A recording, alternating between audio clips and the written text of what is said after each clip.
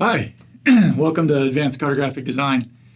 My name's Kevin McManigal. I'm here at the University of Montana, and bear with me, this is my first time in Lightroom. There's going to be a lot of flexibility required this semester. We're dealing with COVID again, and so we'll be doing kind of a mix of recorded lectures, Zoom live sessions, outside classroom work, and group discussions, and we'll just have to take it as it comes. So anyways, Advanced Cartographic Design. What are we talking about? Well, it's the art of map making. Certainly in an advanced class, we're not going to be dealing with basic outputs out of GIS. We're past that now, right? And cartography, we all know what cartography is. It's the art and science of making maps. And we're going to really zero in on the artistic bit of it, right? And design. Design that's a trickier one, right? What is design? Well, design's all around us, but if it's good, it's 99% invisible. So this semester, we're going to really be harping on the principles of design and wondering how they interact with a good cartographic product, right? So remember, and we'll be saying this again and again, that the principles of design, they actually feed the elements of map composition. Everything on your map is a conscious decision. It's not accidental, right? Good design is a conscious decision. So we're going to be practicing what we call subtractive design this semester. GIS output is like additive design. It's everything. So you put in your roads layer and all of your restaurants and the street names and maybe some shaded relief and the rivers and the streams, right? And when you export that all out, if you don't consciously manipulate it, it's just a big blah on the page, right? But the artistry of cartography is taking everything out that doesn't belong there, right? It's the systematic elimination of all that does not contribute to the intended function of a composition. So we have to decide what belongs on the map and what doesn't. The Little Prince had this great quote, right? You know you have perfection of design, not when you have nothing more to add, right? But when you have nothing more to take away, right? It's this idea that if you're trying to go for utopia, you don't just put it all in there. You remove everything that doesn't need to be there. And it's the same when we make a map. Our maps should have only the items on them that we intended to help the communication that we're going for. So, your creations, they are your legacy, right? They will last possibly forever, certainly your entire lifetime. So when you make something, you should seek perfection, because not only will you have to look at it, but other people may have to look at it. Good design makes the world a better place. Bad design makes life almost unbearable. How many of you have sat in the chairs at the university? Those didn't just appear out of the ether. Somebody had to actually think about what that chair should look like, draw it up, think about how it would be manufactured, and eventually see it all the way through to the process of where it was delivered to your classroom. And then you sit on it for 2 hours and you start to have a backache. I often wonder, do the people who design chairs have backs? Are they even human? Have they ever sat in their own creation? You want to be able to sit in your creation for the rest of your life and be comfortable with it. So let's real quick just look at a video about what is design, right? And this is an interesting character actor. You might have seen him around, and he ties into something else. So let me go over here and get this video started.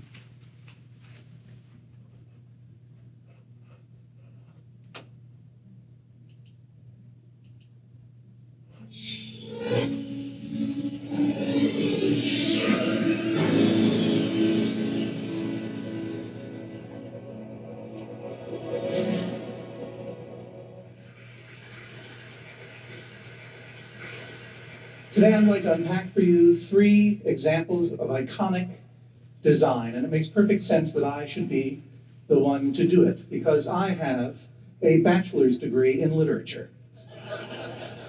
But I'm also a famous minor television personality and an avid collector of Design Within Reach catalogs. So I pretty much know everything there is. Now, I'm sure you recognize this object. Many of you probably saw it as you were landing your private Zeppelins at Los Angeles International Airport over the past couple of days. This is known as the theme building, that is its name for reasons that are still very murky. And it is perhaps the best example we have in Los Angeles of ancient extraterrestrial architecture. It was first excavated in 1961 as they were building LAX, although scientists believe that it dates back to the year 2000, before Common Era, when it was used as a busy trans-dimensional spaceport by the ancient astronauts who first colonized this planet and raised our species from savagery by giving us the gift of written language and technology and the gift of revolving restaurants. It is thought to have been a replacement for the older spaceports, located, of course, at Stonehenge, and considered to be quite an improvement due to the uncluttered design, the lack of druids hanging around all the time, and obviously the much better access to parking.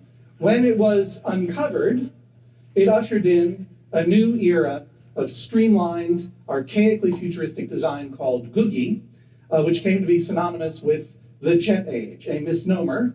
After all, the ancient astronauts who used it did not travel by jet very often, preferring instead to travel by feathered serpent powered by crystal skulls.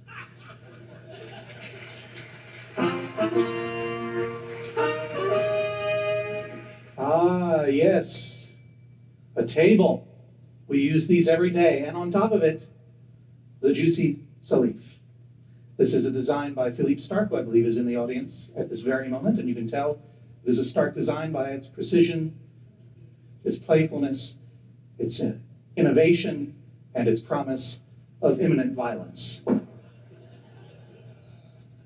It is a design that challenges your intuition. It is not what you think it is when you first see it. It is not a fork designed to grab 3 hors d'oeuvres at a time, which would be useful out in the lobby, I would say. And despite its obvious influence by the ancient astronauts in its space aginess and tripodism, it is not something designed to attach to your brain and suck out your thoughts. It is, in fact, a citrus juicer, and when I say that, you never see it as anything else again. It is also not a monument to design. It is a monument to design's utility. You can take it home with you, unlike the theme building, which will stay where it is forever. This is affordable and can come home with you. And as such, it can sit on your kitchen counter. It can't go in your drawers. Trust me, I found that out the hard way. And make your kitchen counter into a monument to design. One other thing about it, if you do have one at home, let me tell you one of the features you may not know. When you fall asleep, it comes alive. And it walks around your house and goes through your mail and watches you as you sleep.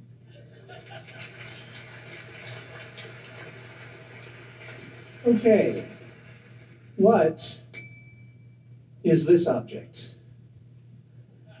I have no idea. I don't know what that thing is. It looks terrible. Is it a little hot plate? I don't get it. Does anyone know, Chi? It's an iPhone. iPhone. Oh, yes, that's right. I remember those.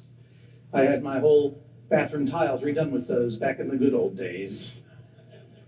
No, I have an iPhone. Of course I do. Here's my well-loved iPhone. I do so many things on this little device. I like to read books on it. More than that, I like to buy books on it that I never have to feel guilty about not reading because they go in here and I never look at them again, and it's perfect.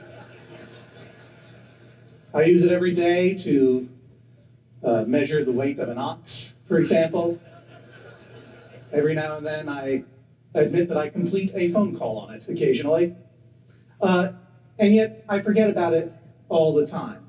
This is design that once you saw it, you forgot about it. It is easy to forget the gasp inducement that occurred in 2007 when you first touched this thing, because it became so quickly pervasive and because of how instantly we adopted these gestures and made it an extension of our life.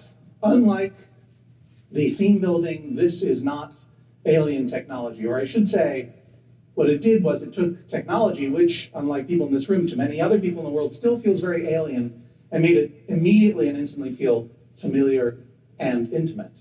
And unlike the juicy salif, it does not threaten to attach itself to your brain. Rather, it simply attaches itself to your brain. And you didn't even notice it happened. So there you go. My name is John Hodgman. I just explained design. Thank you very much.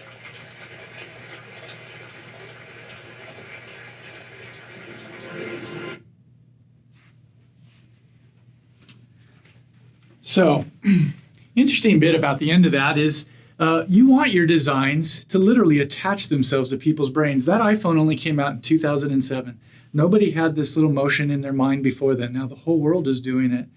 Did any of us have to get a training on how to run our iPhone or Google Earth or any of the well-designed products that are just part of our lives now? No. And those will live on forever. Steve Jobs' ideas will live on for generations and generations long after he's gone, right? So John Hodgman there, he's an interesting character actor. And a number of years ago, I was over at a friend's house watching a game or something, and this TV commercial popped up. And I was like, oh, wait a second. That reminds me of something. That looks very interesting. And then I realized, something I built is in there.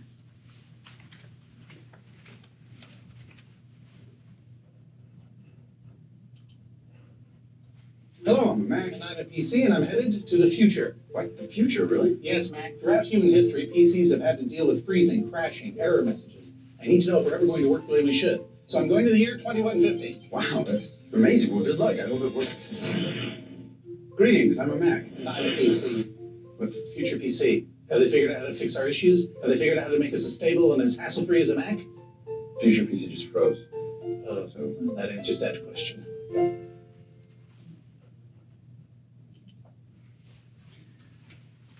So like I said, something familiar there, right?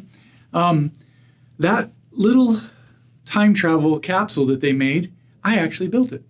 I built it over 30 years ago now. I built it when I was 19 years old, and I worked in Hollywood making props and sets. And we had a contract to build this for some sci-fi movie. It was actually a pair of them, and they would open up. Actually, they were made out of tubes of plexiglass that were like 3.5 feet around and 8 feet tall. And I got sent to North Hollywood to pick them up in my van, but only one would fit in the back. So we tied the other one on top on a bunch of like towels and things. And as I was going down the 101 freeway, I got up about 65 miles an hour. It would start to lift up the front of the van, kind of like those old paper airplanes with just two hoops. So I slowed it way down and got over into the slow lane, right? But we built this thing, and it was used to film this little sci-fi show. And then it sat in a prop house in Hollywood for over 20 years until they came along, saw it, decided it would work for that Mac commercial, brought it out of retirement, pasted like a new time clock on top of it, and used it. Pretty incredible. So my design lived for a lifetime, right? And it's going to continue to go. That might show up in movies and TV long into the future. Who knows? It's just coming into its own right now, right? Pretty soon we might actually have machines that really work like that. Who knows? I worked for a company called Quantum Robotics. And what we did is we took cartoons drawn on paper and brought them to 3D life. The vast majority of our work was for Disney. And we made these really cool sets that ended up over the top of the soffits in the Disney stores around the country and around the world, right? And they were literally Disney cartoons with measurements on them. And we brought them to life. Down in the middle there, that's the safe with the gold bricks and stuff from the Scrooge McDuck cartoons. And I saw that in London when I was traveling as a young man at the Disney store on Piccadilly Circus. And I pointed to the gold bricks and told the lady behind the counter, I made those. And she goes, yeah, sure. I said, no, really, pick them up. You'll see my name underneath them. And she did. And there was my name, Kevin McManigal. So remember, whatever you make, it's important to do your very best with it because you never know how long it's going to follow you around. So what is design, right? Well, we talked about that a little bit here, and we're going to be harping on it for the entire semester. But I came up with an interesting definition myself. The conscious art of creation with intent. That is what design is, right? It's not accidental, right? It's giving shape, substance, and form to ideas. It's taking it from inside your brain and putting it into the world, right? So it's taking your ideas and releasing them for the world to enjoy.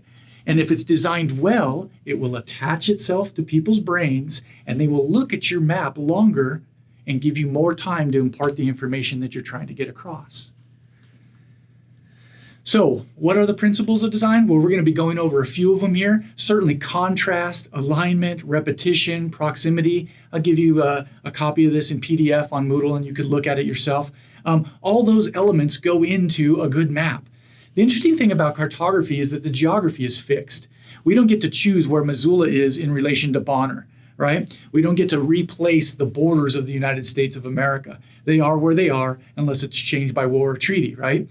So in that sense, we don't have as much flexibility as an artist starting with a blank canvas, but it also helps us get faster to the elements that we want to keep, right? We know that we can't move the border, it needs to be there, but we have total control on what it looks like, right? How it's designed. So one of the principles of design is balance. The page needs to be balanced. You start with a blank canvas and you can throw everything on there, but you want to keep it balanced. Here's a nice balance map. Wherever you are in Michigan, you're only within 6 miles of a lake, right? They've done that negative weight where the lakes are almost always blue, but now they're white. You've got a lot of white space down here with a small anchor, but that blank space is balanced by the heavy tidal block legend, right? Nice color scheme, well balanced, gives you a good idea, right? A very well produced map. Proportion is another principle of design, right?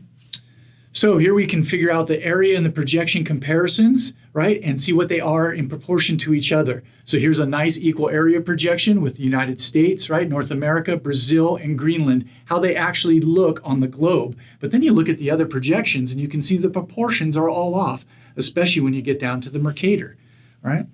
Just using proportion to give people an information that they wouldn't normally recognize. If you tell people, well, projections are compromises and they actually distort geography, people go, huh? Because they've been looking at maps their whole life and never realized maybe that isn't exactly what the landscape looks like. Rhythm. A good rhythm is nice to have on a map, right? You want to have something that has a tempo and some form of flow, right? Well, here's a nice map from the National Geographic, and it shows current cougar range and then sightings of cougars confirmed outside of its normal range, and then the flow paths, the corridors which those cougars are taking into new territory, new ranges, right? An excellent map with only 3 pieces of data. All of the geography is semi-subdued, and the point rises to the top. The hierarchy just comes right up. It has a rhythm. You flow from west to east. Emphasis. Emphasis is important. You want to tell the audience what it is you want them to get off of your map, right? And you can do that with good design. So here's a simple map. Maybe it's even hard for you to see, but that's okay because you get the outline, right? It's the continent of South America. And then you see little blips of white light. Those must be the cities and the built up areas. And then there's only one other element on the entire map, and it's these patches of red. And it turns out that that's all of the forest fires that were going on during the summer of 2019. It's their summer down there, right? So it was January 2019. Those are all the forest fires that were in the Amazon. And you see that it covers a vast area, right? Just by those little red polygons. You don't need anything more except for maybe a title or a description under this map to let people know how much was on fire. Unity. Unity is important too, right? We want our maps to be aesthetically pleasing. If your map is ugly, people will just roll their eyes and walk away, right? So first off, the first impression needs to be an aesthetically pleasing design.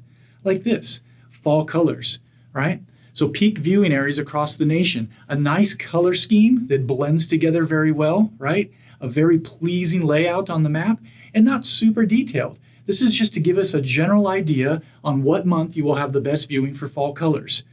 Great little map, and I'm sure that you would take time to actually look at this and try and locate yourself so you would be able to really quickly find out that it's going to be, when I can see the best colors in my area, right?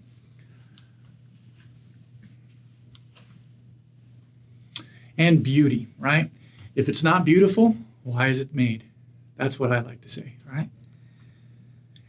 Here's a map by a cartographic expert, right? Tom Patterson, formerly of the National Park Service. So anybody could map this little set of peaks, right? It would be very easy for us to pull the data and do it. But to turn it into a piece of art takes all those little details that maybe some cartographers would overlook, right? First, really nice shade of relief, a subtle change in the hypsometric tint, and then to give it a little bit of texture, some bump mapping to show where the forests are, right? Little glints of light on the lakes to show you that they actually have volume, right?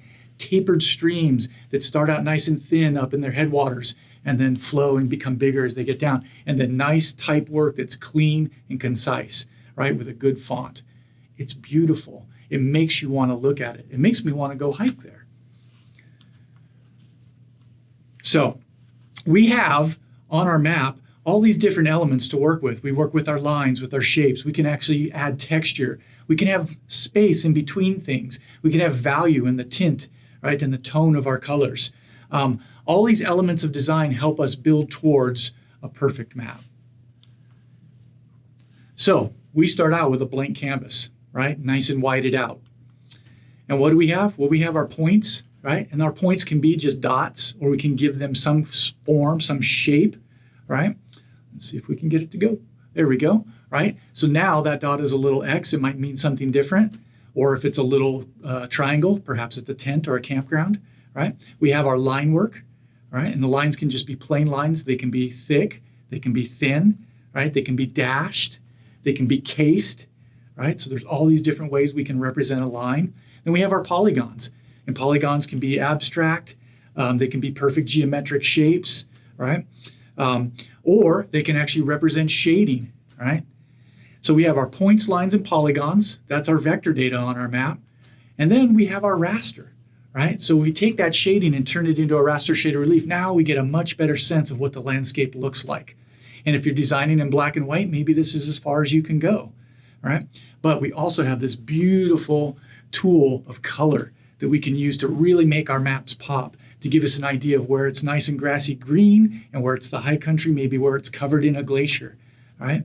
But to tell the story, we have one more element, which is really, really helpful, and that's type, right? So once we choose the right fonts, we can create an entire feeling for our maps and then label them in clean and concise ways so that people can really follow the story that is the map. A fall on the mountain, where we were camping, where the accident occurred, right? That map was made entirely in PowerPoint. So it's pretty interesting what you can do if you're just willing to, push and pull on the software. I won't ask you to make any maps in PowerPoint this semester. We're going to be in Illustrator and Photoshop and a little bit of Adobe InDesign. So I want you to get a sense that Advanced Cartographic Design is about the art and the science, but it's also in the middle of this Venn diagram. And what we're actually going for is this comprehension, so people understand something more about the data that they couldn't get from a spreadsheet or a stock GIS output.